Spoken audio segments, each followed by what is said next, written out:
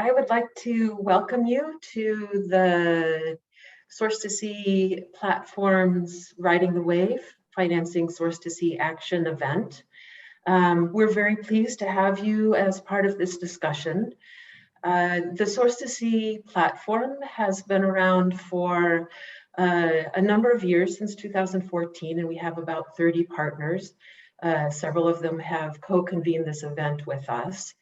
And over that time, we've been building the interest in having a source to sea approach to management and in source to sea systems. So what I'm going to do is give you a little bit of an insight into what do we mean by source to sea, because you may not know about that yet, and then lead us into this discussion around finance.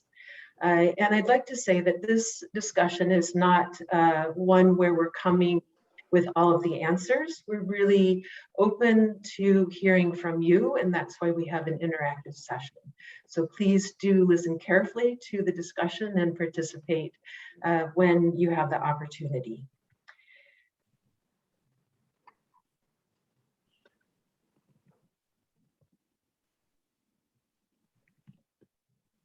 Sorry, I'm having a bit of trouble getting things to move. There. So we are facing actually 4 huge crises. We've got the water crisis, the climate crisis, the biodiversity crisis, and all of this is leading to a humanitarian crisis. So when we talk about source to sea, this is our response to seeing these crises develop over time.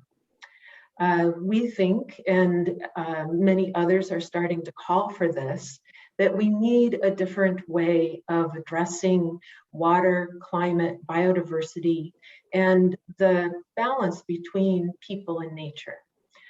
So when we talk about source to sea, what we're talking about is that there is this coherent, integrated system from the land to the fresh water to the coastal areas and out into the open sea and the ocean.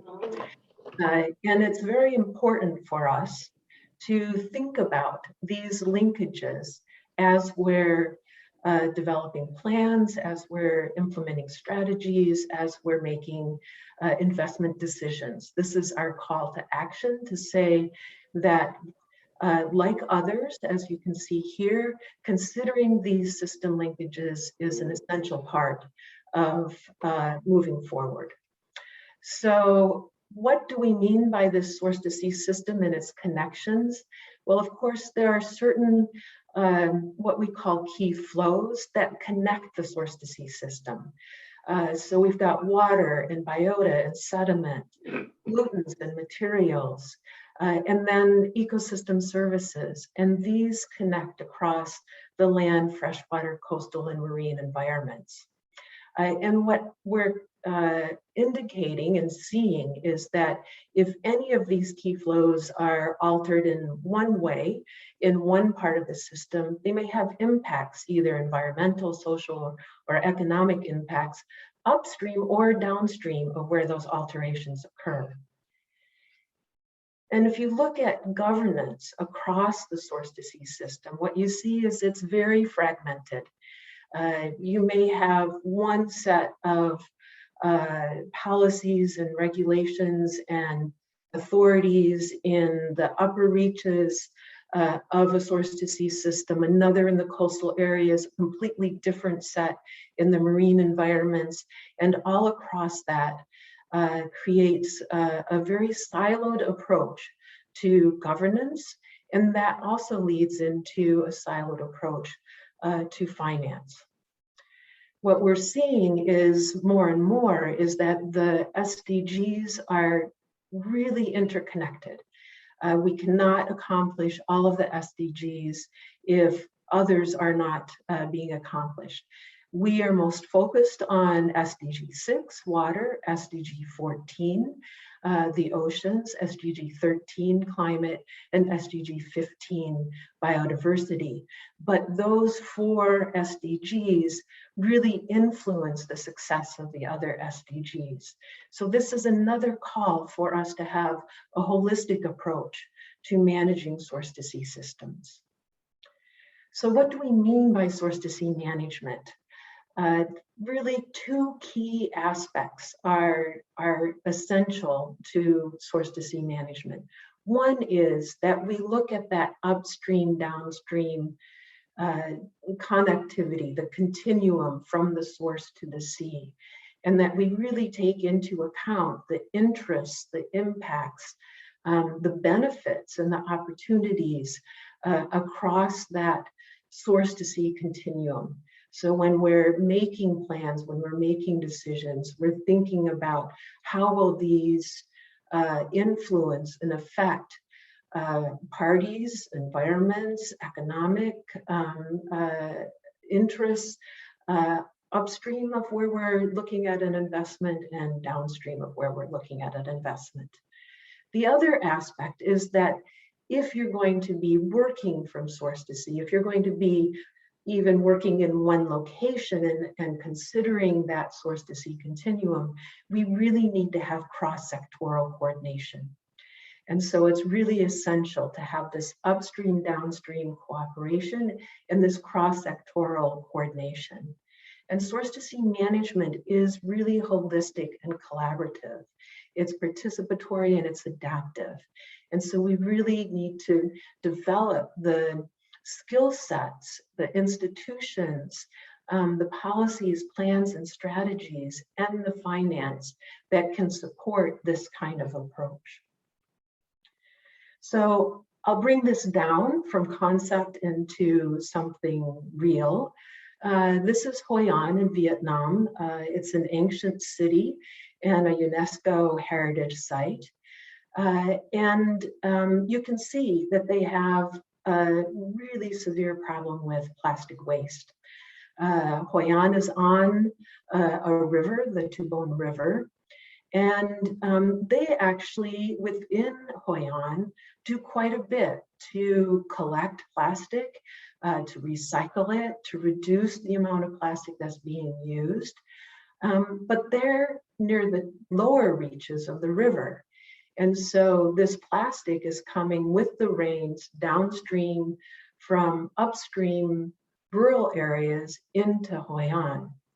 So we could approach this issue in the business as usual way, which would mean that we would continue to improve things within Hoi An, where they have their jurisdictional authority, where they can call in funders to invest, where they can work with the private sector.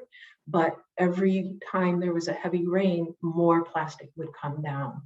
And so this really indicates that we need to work source to sea, that Hoi An needs to work outside of its boundaries with these upstream communities to address their plastic waste issues if we're not going to see this picture again and again. And so that creates challenges because they don't have jurisdiction there. The ministries and authorities that have responsibility for solid waste management within Hoi An are not the same as those that are responsible within the rural areas. And so here we have that challenge of how do we bring these upstream and downstream interests together? How do we cross the sectoral divide that occurs and results in this? And how do we create more of a regional approach to addressing solid waste management? So thinking about financing source to sea action, clearly there's the need for holistic approaches. This is being called for more and more through different strategies, ministerial declarations, and documentation about how do we move forward towards the 2023 midterm review of SDG 6 and ultimately the 2030 agenda. So we know that we need to have these holistic approaches. But there's a challenge. That challenge is that the financial instruments and decisions tend to be siloed and sectoral. They address single issues, they don't consider trade-offs, and they don't create benefits, don't look to create benefits for the source-to-sea system as a whole. So these are the challenges that we're facing, that we want to discuss. How can we address these challenges? How can we transform finance so that we actually can stimulate this cross-sectoral upstream, downstream management of source-to-sea systems? But there's a real opportunity here, and this is what really excites us and why we think this conversation is very pertinent at this point in time. The opportunity is there is this rising call for holistic approaches. There is this recognition growing of the interdependencies between the SDGs, between sectors, and the need for coordination and collaboration. So we feel like this is a perfect moment for us to look at this problem, this challenge that we have, and really try to focus in on how do we break down the barriers to financing in such a way that we have the support to actually enable source-to-sea management. So we're focusing on three key questions. The first question is, so what does it mean, source-to-sea management mean? How do we do this? What's the approach? How do we help build capacity in governments, businesses, financial institutions, and donors so that they are considering the source-to-sea linkages when they're designing and assessing and funding projects? Then we need to think about what are the barriers that prevent this source-to-sea lens to being applied to investment screening. What is keeping this from happening, and how can we break down those barriers?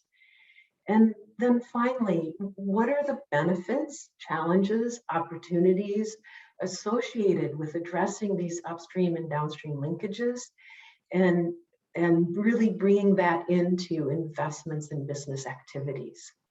So these are the three questions that we're kind of sitting with. I'm sure there's more that will come up, and we really encourage you to bring them up in the chat and also during the breakout sessions. So with that as kind of a, let's digest this and bring this into the rest of the session. I'll share a little bit about what the session is. We'll have a panel. We have 4 esteemed panelists that can help kick off this discussion. And then after they've, explored it a little bit and sunk their teeth into it a little bit, we will go into breakout groups, and the panelists and those of us who have helped convene this event will join those breakout groups, and we'll have continued discussion. And then we will bring back some of those key messages, key learnings, key challenges, ideas that you've brought to us through the breakout groups back into the session, and ultimately wrap it up with a summary and a real thinking towards what are our next steps? How do we take this forward? Because this is just the very beginning of this conversation. So with that, I would like to turn this over to Darko Manikowski, who is the Global Coordination Global Coordinator for Strategic Partnerships. Boy, that's a real title, Darko. And he will be moderating the panel. So thank you very much. Over to you, Darko. Thanks so much, Ruth, for that really, really great introduction and really setting the scene, and welcome everybody. As Ruth mentioned, my title, I guess I'd say I really focus on, at the Global Water Partnership, with working in terms of building and shaping sort of systems of partners and alliances that can really move resources into different priorities. And I think this in many ways really resonates. What Ruth was describing are some of the key enablers for source-to-sea approaches and actions, which are really about how do we approach an integrated system that needs to solve very large challenges. How do we decrease fragmentation and really build bridges between the different silos that exist that characterize the system currently? So we have a system, but we really need a different system. And I hope that this is really what the panel will focus on. Before we start, I'd like to quickly introduce the panel in no particular order. We've got Gina Bon. She's an officer in charge at the Indian Ocean Commission. And we've got Nathaniel Matthews, who is the CEO of the Global Resilience Partnership. Then we've got Xavier Lefleve. I think I'm pronouncing his last name correctly, hopefully. He's the team lead for resilience, adaptation, and water at the OECD. And last but not least, certainly, we've got Philip Osano, who is the director of the Stockholm Environment Institute for Africa. And really, when we talk about source to sea, I think, as Ruth said, we've got these sort of global challenges like biodiversity and pollution and climate and so forth. And it's really necessary also to understand what are the challenges when we bring them down more on across different geographies. What are the challenges that are most relevant for a source to sea action or approach to provide a solution and transformation to? So I thought I would start maybe by throwing a question at Gina to really tell us maybe briefly about the Indian Ocean Commission and your work, and also really what are the key challenges in that region, do you think, on water resources where a source to sea approach or source to sea action should be funded because it can really contribute to solving some of these challenges that you've identified where transformation is needed. So Gina, please, over to you. Thank you, Darko. Good afternoon from Mauritius to all of you. My name is Gina and I work for the Indian Ocean Commission, and I'm responsible for programs in environment and climate change. And our approach in the Indian Ocean region is to work with the island states of the Indian Ocean, and in some of our actions as well, we work with neighboring countries of the east coast of Africa. And the way we will look at a source to sea is to ensure that our countries, at first we have the political leaderships from the various member states, saying that the common approach into how we are going to address matters related to coastal and marine resources. We are looking as well at inland waters, inland activities leading to contamination, because our approach would be to ensure that whatever we are doing inland does not affect the marine and coastal resources, because the economy of the regional countries depends a lot on the coastal and marine resources. So tourism is one of the big issues of one of the main economic stays, and fisheries. And we work with multi-donors, with private sectors as well, and with research institution in addressing marine pollution, for instance. Thank you. Thanks so much, Gina. So I think that's a good example, also going back to what Ruth said, that really we've got an integrated system where we're really talking about a challenge in the region, which is contamination that is upstream to downstream, and really how that impacts ecosystems, and in this case, marine resources. And I think that if we really understand the type of challenge that source to sea action can really contribute to, I think if we go a bit deeper or dig deeper into this question, we also really need to touch upon what are the actual values of having a source to sea approach to solving these challenges as a means to going towards understanding what kind of investment logic we can propose to donors. So I think I would ask Nathaniel, maybe in terms of really the values or some examples of values that source to sea approaches can bring. For example, the global resilience partnerships really focus, of course, on resilience. In what ways do you think source to sea approaches really can contribute to solving challenges in general, but also really building resilience across the different segments and stakeholder groups, like, for example, business and communities and ecosystems, indeed? So Nathaniel, over to you. Thanks very much, Darko, and a pleasure to be here. So I think, touching on what Gina and Ruth have both mentioned, it is really, when we're talking about resilience, we're really looking at moving away from these siloed approaches and these approaches that focus on efficiency, to looking at actually really bringing together the complexities that we're seeing from source to sea, instead of sort of shying away from those and trying to focus on individual problems. We really need to rethink how we approach problems from the beginning.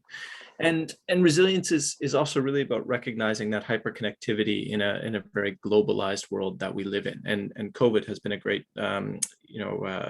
spotlighter for that. So what does this mean on the ground? Well, I think first, building resilience, and we talk about some of these characteristics, are two key characteristics that I like to focus on in this example are diversity and redundancy.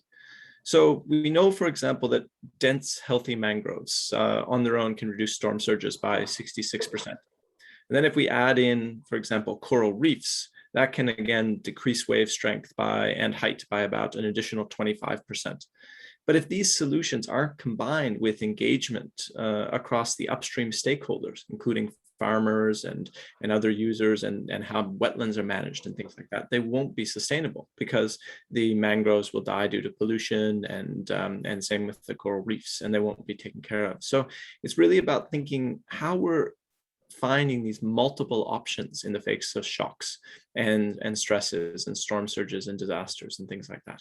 So how we're bringing together multiple ecosystems together, provide the sort of biological diversity and provide the options and almost in a type of insurance to protect against the shocks and stresses that we're seeing, and really build a healthy coastal ecosystem and a healthy ecosystem from source to sea that can provide livelihoods and also reduce the stress of climate extremes. And I think just taking that a few steps further is also really wanting to think about involving local communities and local government in this. So the other key component of resilience that we think about is equity and inclusivity. And really to really reap the rewards of investing in coastal ecosystems, local communities need to be included in the projects from the outset. So we know that over 700 million people live in coastal areas prone to ocean risk, and this number will increase to over 1 billion by 2050 at current estimates.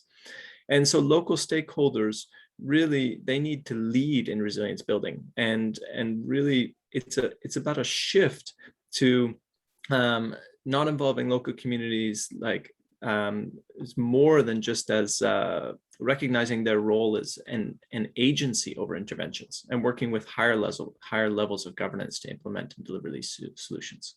I also just finally would add that the private sector really needs to play a role here. So it's about identifying those barriers, including a limited pipeline of risk-adjusted investable projects, insufficient data, inadequate enabling policies, and really demonstrating the business case for investing in nature-based solutions instead of what I would say is quite a faith-based approach to nature-based solutions at the moment. We know that they're important, but we really need to demonstrate the business case to investing in them to get the private sector involved, and that will lead to much more holistic and much more sustainable options for source-to-sea interventions.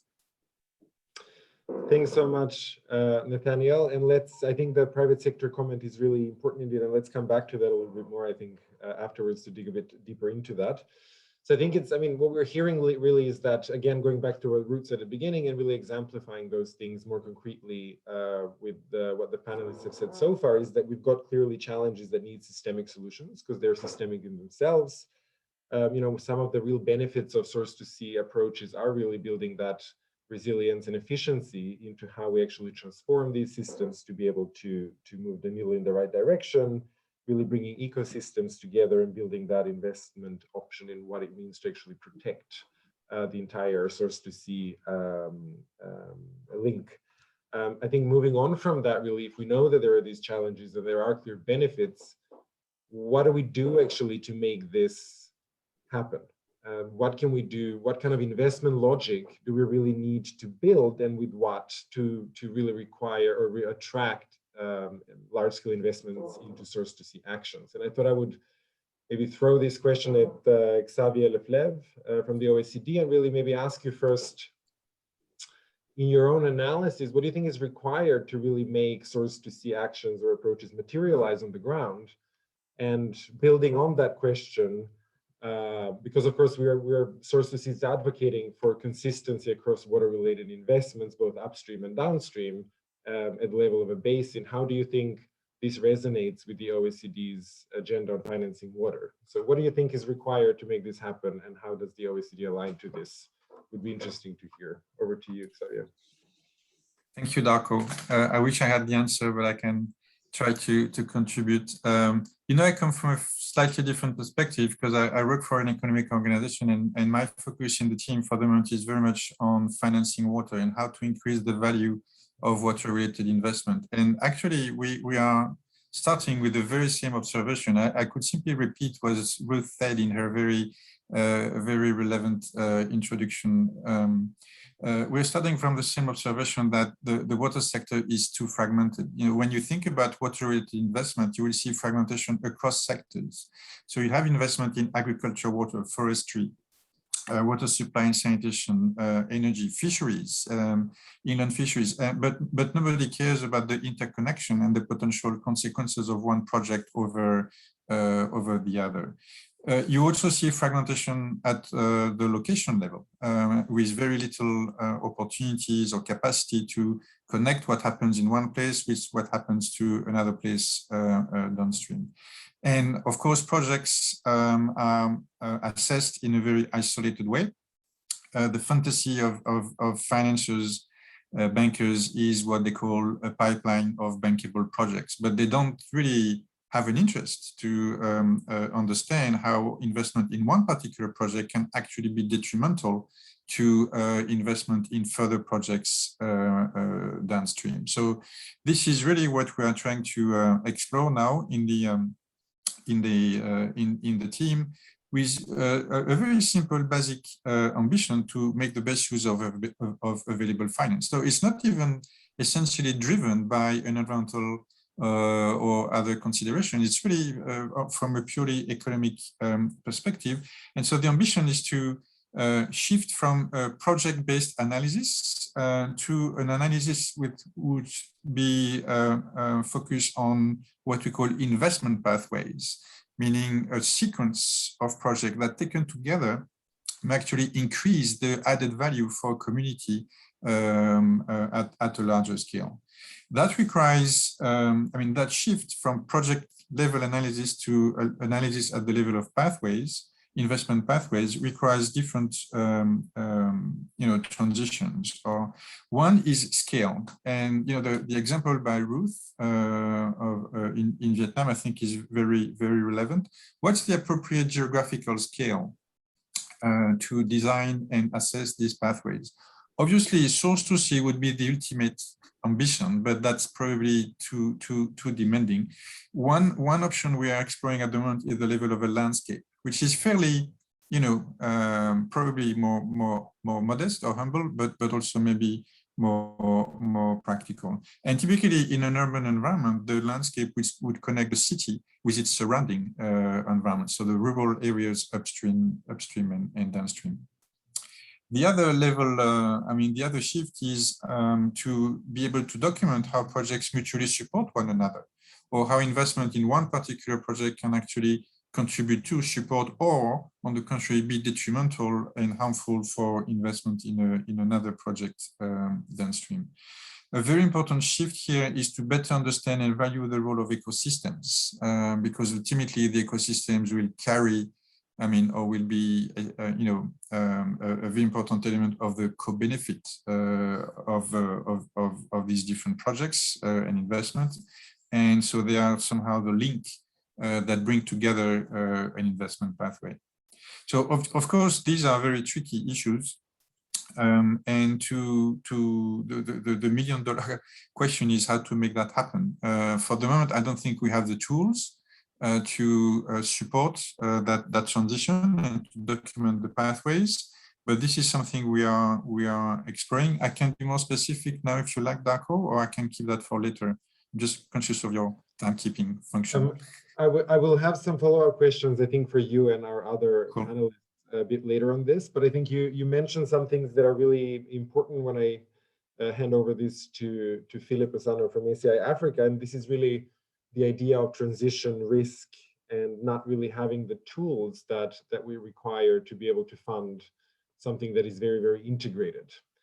And of course, the question that I would have, I think, for Philip is if we assume that the current existing financing mechanisms are very sectoral and they're siloed, what is it that we should focus on to be able to enable successful funding at scale for source to see actions? Is it that we need to look at building innovative financing systems that can truly finance the transition from project-based to something that's very systemic and interlinked? Or is it rather that we need to focus resources to enable a much more integrated financial and policy planning on the national level that can then use existing sectoral financing mechanisms to be able to finance source to see action? So I think what are, this would be my first question to Philip, to understand, is it one or the other or both, and what are the benefits and the challenges around this? Philip, over to you. Thank you, Darko, and thank you to my colleagues as well. Darko, I think to pick up on where my colleagues have talked about, particularly I think Xavier, we know, of course, that the nature of the asset we're dealing with, in this case is water, whether it's in terrestrial ecosystems or in marine ecosystem, has a very strong element of a public good nature to it. Well, that means, of course, that what we're seeing right now, a lot of investments, particularly capital, is coming from public sector. But I think there's an appreciation that public sector financing would not be at the scale at which it would meet the demands of investment that we expect to meet the SDG goals. We've talked about looking at SDGs in integrated manner, where we look at issues of oceans, SDG 14, we look at SDG 6 on fresh water, as well as actions on land on SDG 15. So I think that brings me to the one answer, which is we also need to look at the private sector. And to look at the private sector, I think usually there will be two models for private sector engagement in investment. One would be establishing that business case so that there's actually bankable projects for investment. And of course, this, as it's happening right now, it is happening in a sector by sector basis. Sometimes it's on land, sometimes it is on agriculture, sometimes on tourism, livestock, and so on. And I think one of the things that we need, which we have experienced with at the Stockholm Environment Institute, is to begin to build up and develop what we call decision support tools that provide sort of an integrated analysis for enabling all the actors, the government actors who are dealing and driving policy agenda, the private sector who are looking at investment, to be able to have an holistic perspective in terms of the opportunities, while also taking cognizance of the fact that this kind of information needs to be informed by science, so that the evidence on the impact is also very clear around what positive benefits can be accrued from those projects and what could be the negative benefits that could potentially offset investment in one sector over the other. I would just give a quick example is we have been doing some work in the Mara River Basin, which is a Transboundary basin with headwaters in Kenya running into Tanzania. And it's quite, I think the lessons we get there is, first of all, when you talk about investment, a lot of people think about financial capital, but there's quite a lot of investment that also comes with communities in terms of labor investment. And I think that also needs to be accounted for when you're looking at developing the business plan. There's also a lot of investment that also comes with infrastructure investment, again, from local communities, municipalities, and so on. And these are critical because when you have this overview of this different investment, as we are seeing, you find that having tools like water basin management plans allows you to tap into the different sectors of interest. So investors in the tourism sector would see the need to invest in components of water management. Farmers who are actually managing their land for crop production or for livestock production would then invest in water harvesting technology. They would invest in landscape management activities that are actually contributing to reducing, for example, reducing runoff and so on, which of course then contribute positively, I think, to the flows, to the water flows and so on. So that sort of gives you a context in which the private sector has an opportunity to scale up investment within a framework, policy framework that is guided by an interdisciplinary and sort of cross-sector perspective. And I think I would highlight more later on, but I think we're also seeing in Africa, for example, following the Blue Economy Conference in 2018, which I think provided a very good conceptual framework also to look at the source to sea. We are seeing some innovative investment. I think we are seeing development of water funds. We have the water fund in Nairobi.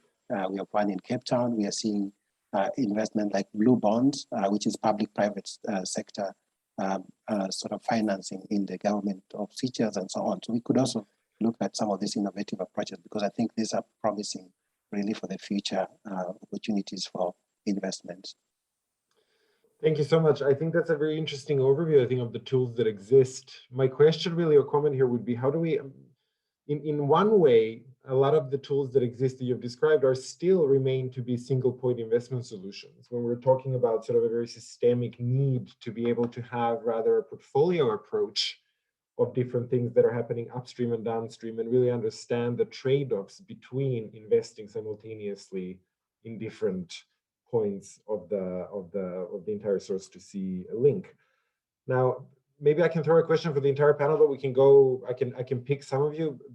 For example, Xavier said that, you talked about risk, and then Philip talked in many ways about the negative benefits of some investments, for example, and how that creates or takes away the investment logic, which in essence is liability.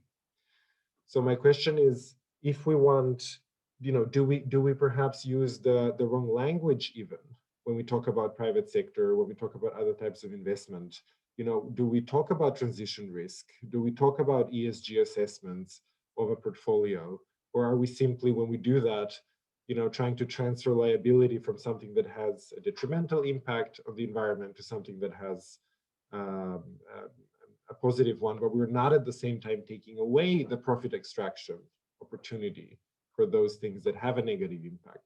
So my question really is, maybe to Xavier first, do you think that we're using the wrong language even when we try to discuss this, and we're using really the language of banks and so forth, while when we're really indeed talking about something that's very innovative? Because if we're honest, sort of a systemic funding mechanism rather than a sectoral one, as you said, doesn't exist.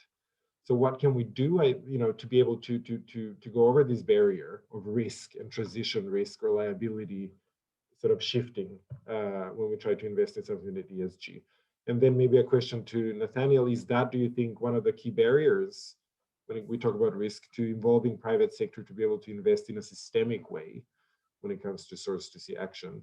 And then I wanted to follow that up with maybe Gina to talk about, from your point of view, in your region, how relevant is this discussion? Do you see these tools as options, or do you see them as not options that are available in that region? And how do you think that can be resolved? So please, Xavier. Thank you, Darko. But I'm not sure I should thank you. We could describe the tricky question.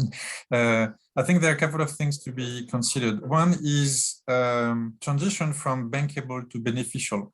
When we talk about financing water-related projects, there is a strong emphasis on bankable projects. Like, we need more bankable projects, but we have to understand that bankable projects may not be beneficial for the communities. They may be profitable from a private sector perspective, but do they really materialize in improved livelihoods, improved welfare at the community level? I'm not saying it should be one or the other. The question is how you combine, or how you make sure money goes. I mean, how do you transform beneficial projects into ones which are bankable, which will be, which would make sense from a financial perspective. And an important element here is that, related to that, I think we need to rethink the way we value water. I'm a very strong supporter of the Dutch initiative on valuing water. I think this is potentially a game changer. Better understanding the value of water, the value of ecosystem, can really help us understand the benefit of a particular investment and contribute to this conversation between bankable and beneficial projects. For that, you need, I think, you need specific analytical tools.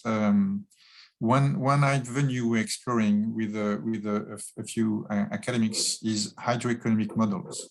You need these hydroeconomic models to better understand how investment in one part of a basin or landscape actually affects investment opportunities downstream.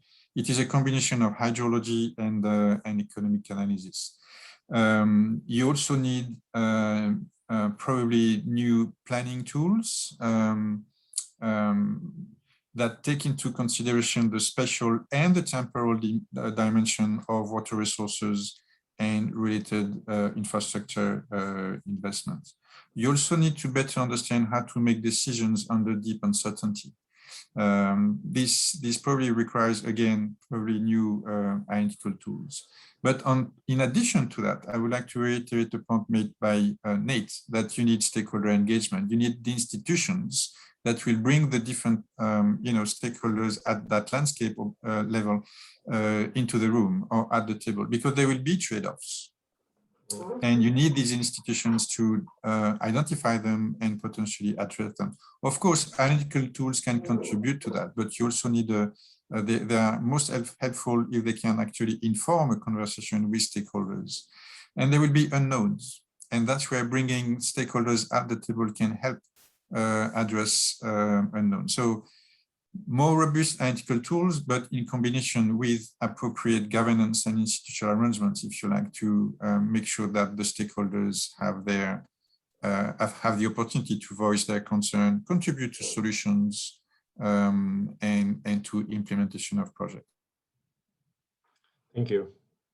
Very, very interesting point, I think. Nate? Thanks. Yeah, no, I think Xavier has hit the nail on the head there. It is that shift, and thinking about this sort of bankable versus beneficial is really critical. And when you look at a lot of the funds that we're looking at, the bankable projects are the ones that we sort of know all too well. They're the water treatment plants, the sort of very standard things that produce a steady return. But what we actually need is to shift those funds to be looking at it and finding the business case to invest in the beneficial and bankable. And we're seeing that shift now, I think, with a wider recognition of climate risks across various sectors. So they're beginning to see the benefits of investing in coral reefs. So we're seeing much more innovative financial tools like coral reef insurance and looking at mangrove insurance, for example, and blue carbon resilience credits, as was mentioned by Philip. So I think that's slowly shifting. And really at the lead of that shift are the finance institutions, especially the insurers, really understanding the complexity of risks. And as Xavier mentioned, the models are a key part of that. I guess I would just also add, building on a point that Philip raised about the evidence. And I think we are also starting to improve how we measure things like resilience and look at resilience across a landscape or from source to sea in this case, and really finding ways to bring a lot more rigor to resilience measurement, and also finding ways to demonstrate or to measure resilience that serves not just the needs of the funders, but also the needs of the people on the ground and those stakeholders. I think that's really critical. We've tend to veer in the past to veer much more on looking at measurement of serving the needs of those who fund. But actually, for it to be a much more sustainable, we actually have to ensure that measurement is serving the needs of the people on the ground as well. Thank you. I think that's the critical point, and easier said than done, I would assume, to move from as you said, profitability to benefit, in particular beyond the shareholder, I suppose, which I think is a longer discussion. But Gina, to ask you, how does this sound in terms of how real is it? Is this reality on the ground for you, do you think? Do you use these tools? Are they accessible? What are the barriers in your experience to actually being able to fund some of the actions that you clearly think are necessary in terms of sources and approaches? Yeah, thank you, Darko. From our point of view, we have moved from silos. We've been trying that for a couple of years now, moving from silos into an integrated approach to sustainable development. And in our region already, we have the Seychelles, which is one of the island states, member states of the Indian Ocean, who is championing the financial approach on the blue carbon, on the blue bond. This is already in the something which is real, and it is happening.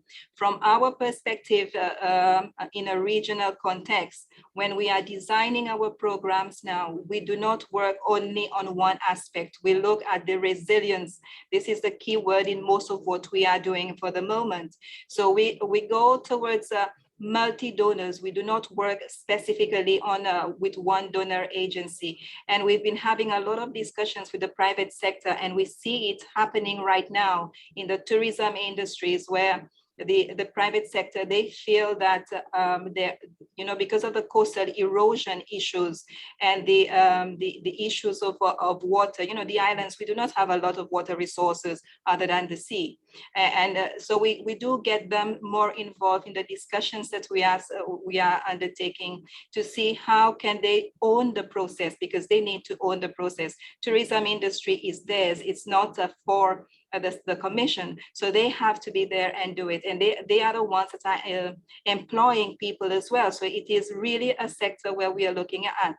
And for the fisheries industries as well, we are looking at the ocean development on a very big holistic approach. This is where the private sector, they play a very important role.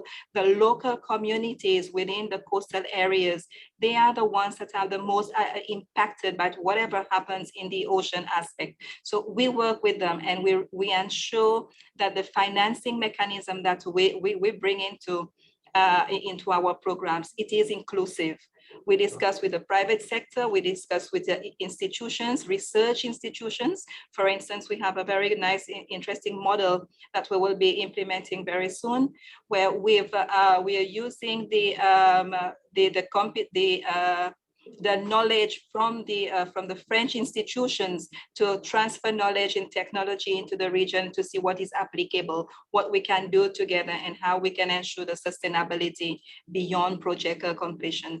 We have been leveraging funds, for instance, with 3 different funding mechanisms, and at the same time, we ensure that the national institutions, the national governments, they bring in as well some sort of contribution, not necessarily financial in terms of cash, but at least they can quantify the input that they are putting into the project so that they can see the long-term investment at national level.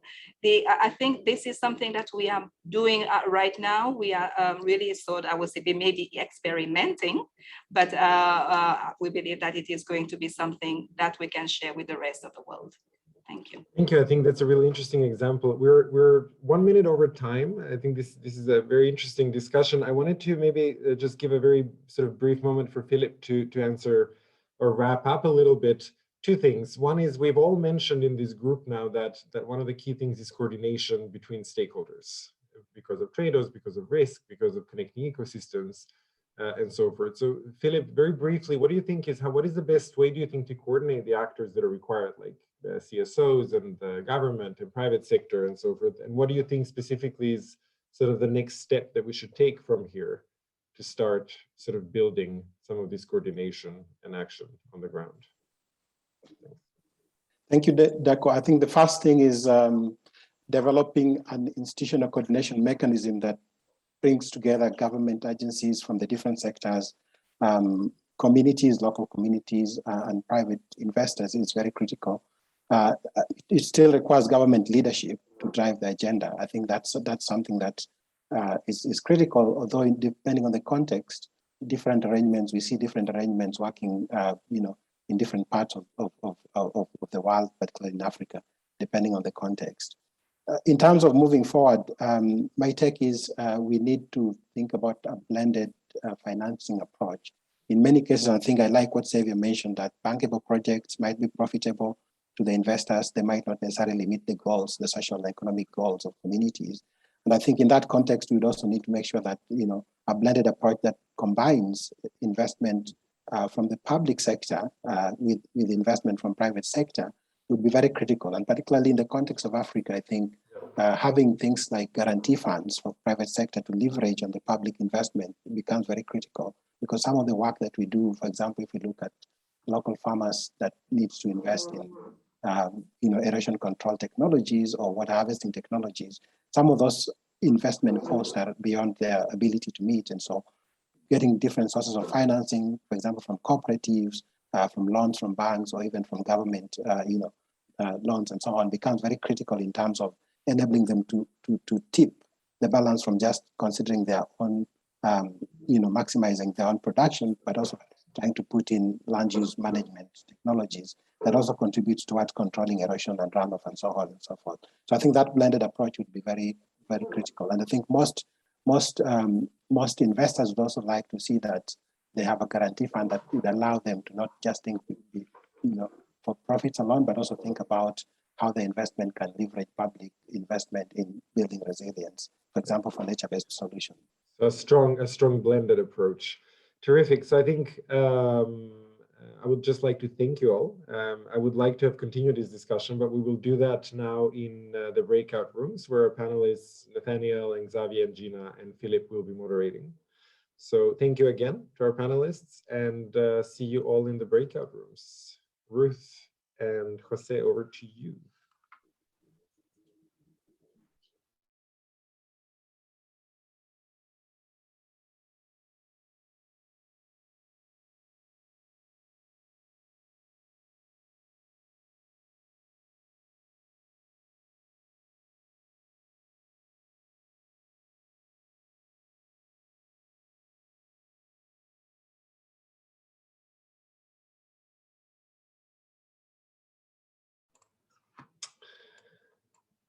Welcome back, all.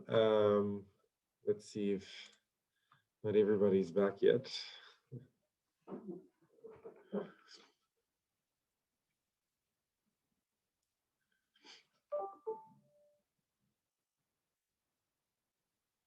I think people are having such fascinating discussions that everybody is nobody dares to press the leave room button.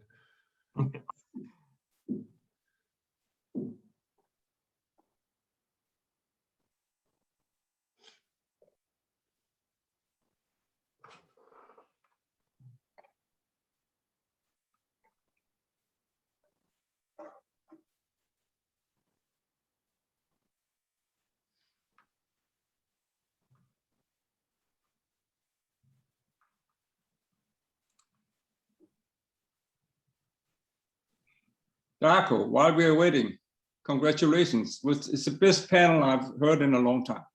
Oh, it was? Thank you. Nice to see you also. Yeah, and it was very concrete and novel, not just repeating old jargon. It was really rich, and you got the Indian Ocean on board, which I really liked. So that was really great. You're welcome to make a commercial for the high-level panel on Source to See this afternoon at 2 o'clock. Great. Where TWP is involved as well. Yeah. No, I think that's great. Thank you. I thought also it was quite it was a very interesting discussion. I wish we had doubled the time, but I'm hoping that we can continue maybe discussing this in this constellation after this event, and really maybe put not only pen to paper, but do some more action. And I really enjoy. I think it's very important to include the small island states in this discussion as much as possible.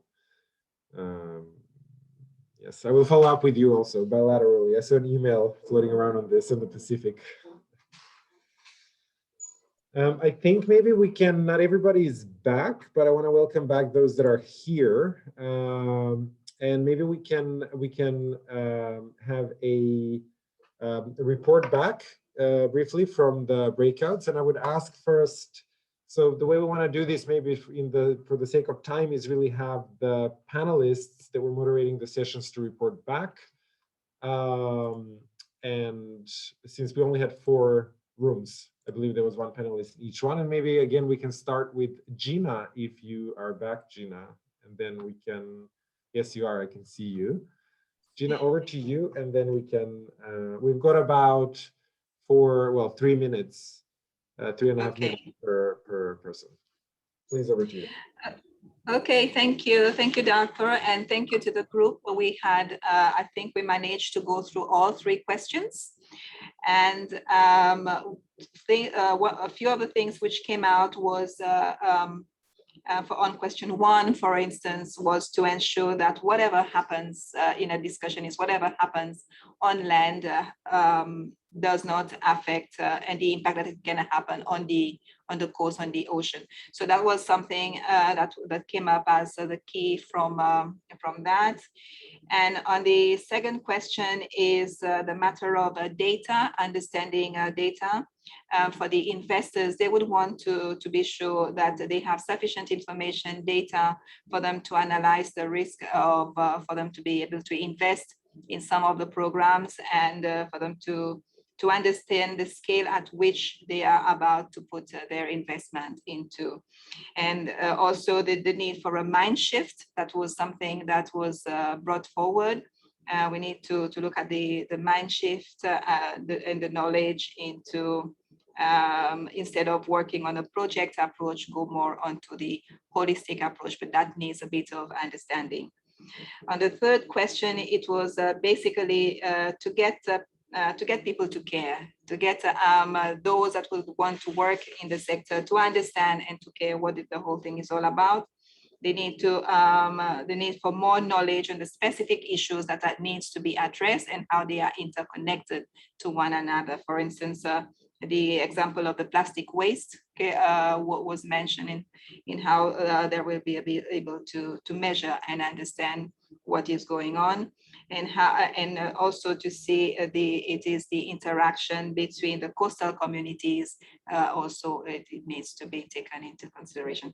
I think basically we don't need to change really our approach to communication, but we need to be able to structure ourselves in communicating to better understanding. And I think this is what was basically discussed in the group. Maybe the others would like to comment later on. Thank you. Yeah, much valuable inputs. Why don't we go through the report back, so that if there are some minutes left, maybe we can have some comments as well. I'll go through the list as I see it here. Xavier, please, over to you for a brief report. Thank you, and thanks for the colleagues in the breakout. That was very, oops, sorry. I have to turn that off, sorry. Very inspiring. We heard that source to sea is actually inspiring practices on the ground. When it comes to wetland management, Jane mentioned this transition that they already managed from working at individual wetlands to a whole landscape approach to better capture the benefit of this integrated larger approach. And same thing, we heard that in Kenya, there are some attempts to connect projects which are focused on water resource management with the ones which deal with water supply and sanitation. So indeed, already some concrete attempts to break down the silos and work at larger scale in line with the source to sea perspective. We, of course, heard a lot about barriers and challenges, but the positive spin here is that most of these barriers, there are options to overcome them. The first barrier, of course, is the fragmented vision, the fact that we tend to ignore what the others are doing, or how what we do can actually affect others. And here, Wetland International has a very interesting experience on sharing knowledge to build the understanding of the linkages, and that can be a very powerful way to advance the conversation on a more integrated, holistic approach. Of course, we mentioned the uneven access to finance. It's much easier to, I think Nate mentioned that earlier, to finance a wastewater treatment plant or desalination plant than a resource conservation or a conservation of wetland. But there are options to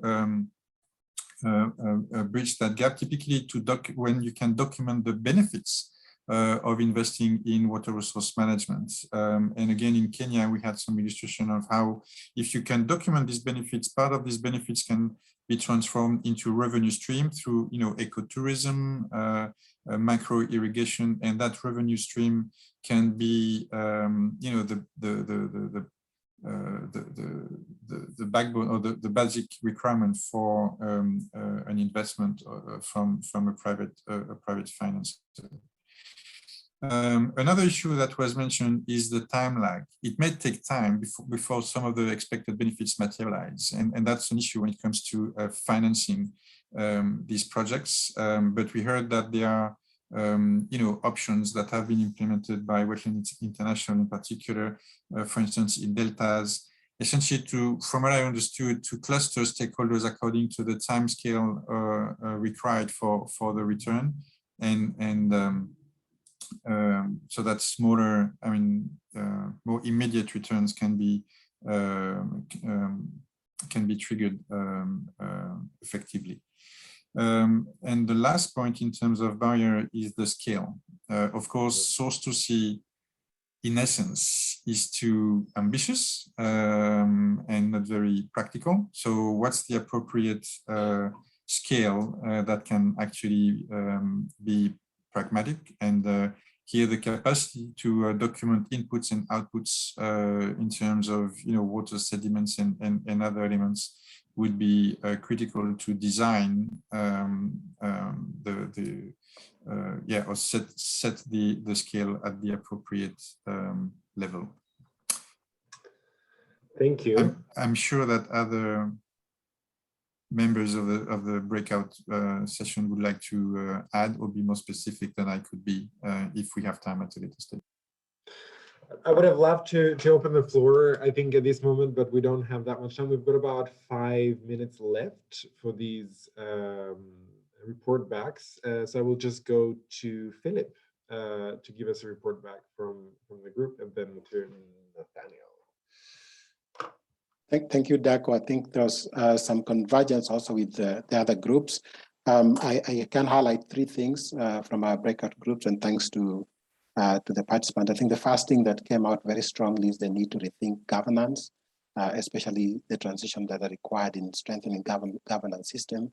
It was raised that in a context of source to see, coordinated investment in projects and so on, there's always the challenge around the hierarchy of power. You have different actors, you have government, you have private sector, you have civil society, you have local communities, and these are not necessarily having the same opportunity in terms of influence and in terms of shaping decisions. So I think it came out strongly that there's needed a mechanism that allows that governance to allow for equitable considerations of the perspectives and priorities of the different actors. We did mention, of course, examples that do exist in terms of tools that can be drawn upon. For example, the voluntary guidelines, on large-scale land investment. We looked at safeguard measures with, for example, international financial institutions.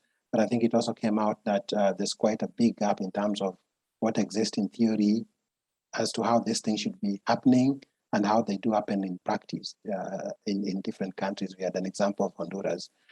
The second thing which we talked about is how to ensure the coordinated financial investment. It was, of course, observed that there's quite a very strong, sector-focused activities and actions. And I think the question right now is that how do you then ensure that integrated approach in terms of looking at, these issues holistically? And 2 things came out. One is that the need, of course, to look at water in terms of the different values of water. Again, it gets back to what was in the plenary around valuing water. The way, for example, the approach is taken by private investors that are looking at, for example, profit margins and internal rate of returns when they're assessing and screening projects is not the same way that, for example, local communities will look at that, the value of water. And of course, that means that having, even thinking about the language that we're using is important, because the language itself can reinforce certain interests and can actually also exclude certain interests. And that came out quite strongly as a second issue. And the last issue, I think, touches a bit on scale. I think there was a recognition that, source to see connotes a very huge scale geographically, but yet projects and other investments sometimes happen at more sort of lower scale. And therefore, the need to look at what kind of measures or tools or approaches exist that we can build upon so that it's kind of dealt with. And just before our time ran up, we were having an example of marine spatial planning as a tool that allows for that integrated planning at the land-sea interface, and that needs to be considered. So that would be a quick summary in terms of what we discussed in our group. Back to you, Darko. Thank you so much, Philip. And now with time running short, Nate, that's the nature of being last on this list. That was random. But please, over to you for around 2 minutes, if possible, to give a readout from the room. Absolutely, I'll be very quick. So first, just to mention that Christoph, who's in the participants, mentioned right away that the EU is looking for partners in implementing investments. So that's a call out to everyone and one we wanted to echo. In terms of, we had a rich discussion across our group, and a few key points came up. So now I'll be very quick on these. So first is really making these interventions affordable to the community as well, not just as good cases for business investment. So that's really important, and really how we move forward, in these as a key way to move forward across these cross-sectoral approaches. The other point that was raised, I think, was really important, is that we need to move away from these communities as the sort of ocean and land communities and the different sectoral communities from talking about each other to actually talking with each other. And this lack of connection between SDG 6 and 14 as a really key point. And really trying to find ways to actually get the communities to actually talk with each other and find opportunities for collaboration. Another point that was raised around was about being more objective oriented. So instead of focusing on specific problems, actually look more at the objectives that can be more encompassing of the integrated challenges that we're facing in source to sea situations. And then also recognizing that while we talk about the private sector as a key focus point for solutions, it's also a key public sector governance challenge as well. So we need to recognize the role the public sector can play. And then finally, the last point was just around that this really isn't a new idea. So we shouldn't be presenting this as a new idea, but recognizing this is an idea that's been around for years, but it's based on the premise of co-creation. So how are we working together? How are we managing the entire water cycle? And not really spoken about this as sort of water management tools, but really looking at how we can get departments to work together and various stakeholders to work together. So that's it from me. Thank you so much. Very, very effective and clear. As always, big thanks to our panelists. Very interesting discussion. Hope we can continue this. I would like to hand over now to Alois from the Geneva Graduate Institute to summarize this. And we will have to also slash your time a little bit so that we can allow Ruth Matthews to end in the last minute or so. So please, over to you, Alois. And thank you again, everybody. Great. Yeah, thank you, Darko. I'll try to be quick too. So just a quick wrap up on the main takeaway points of this session. I think the key message that we can all go home with today is that the source-to-sea approach is absolutely essential to address the serious challenges of the water crisis, climate crisis, and humanitarian crisis that we face today. And addressing such crises requires a recognition of the complex links between upstream and downstream actors and the different sectors that are at play here. And we need strong cooperation between them. I think it's quite obvious after this talk that that financing plays a crucial role in this. So securing finance for the implementation of the source-to-sea approach reveals important challenges that were mentioned in this talk. So we've talked about geographic silos, thematic silos, the fact that there are different sectoral actors that have obstacles with communication, differentiated priorities, differentiated opportunities to access these investments. We've mentioned, of course, the burden of communities in in accessing these opportunities. So these are all hindering challenges that users and decision makers and practitioners in the field have to face. But what we've learned in this session is that the challenges are there, sure, but they're not overwhelming. So this discussion has been quite fruitful in highlighting the opportunities that have to be seized. For instance, understanding, it's an opportunity to expand our understanding on the need of cross-sectoral cooperation and of holistic system thinking to address these global challenges. It's also an opportunity to approach the problem differently and to highlight hyperconnectivity and revaluing water. Now, most importantly, the discussion highlighted that the financial sector is critical for change. We've got an opportunity here to drive the conversation forward and to start identifying financial possibilities for implementation of الحمد لله كيف من التعب the next steps here, which I hope everyone can take away from today, are the following. So we need system-wide thinking that is aware of the interdependencies of flows and services throughout river basins, deltas, coasts, and marine areas.